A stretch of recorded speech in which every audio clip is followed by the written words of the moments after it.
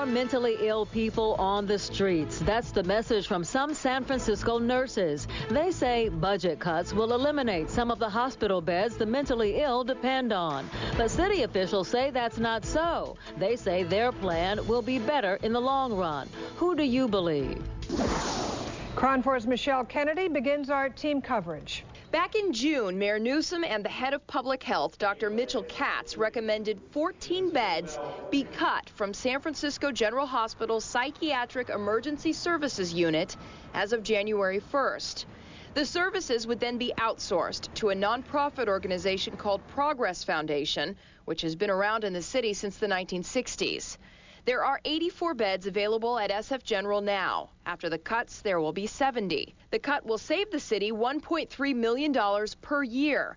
The budget was approved, but the decision to cut the 14 beds didn't sit well with Supervisor Ross Mercarimi. I think they're conventional thinking that it saves money and that this particular population could be alternatively as adequately served by this other facility. We disagree because there's never been a study to show that this particular population would be able to be, I think, well accommodated for. Mercarimi headed up a hearing at the Budget Finance Committee meeting where Dr. Katz defended his decision to recommend the cuts. He says the goal was absolutely not to decrease services. We should be looking for other alternatives, and that's really the genesis of this proposal. So our hope when the unit is available is that many of the people don't need to go to psychiatric emergency, but will be brought directly to the urgent care unit instead. The Progress Foundation will not be able to accommodate the new patients until spring of 2008.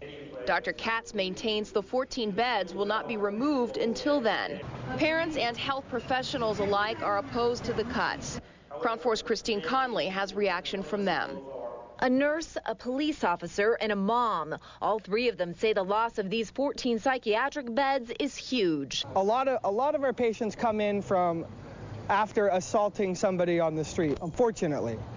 I don't say this, for the shock effect. I want to convey the reality of what we see in my unit every day. I'd say easy to 5 to 6 out of every 10 contacts I have might be people with mental health issues. If it were not for San Francisco General, I'm sure my son would be dead. All three say this issue affects the whole community. That's why they supported a rally today to stop these beds from getting cut. Dale Milte's son is in one of those beds. He is so frightened that he is unable to stay in a voluntary place, and he needs a place where he could be safe. Alfredo Morales Jr., who's a nurse at San Francisco General Psychiatric Unit, says it's the ICU of mental health, and many of the patients do not come voluntarily.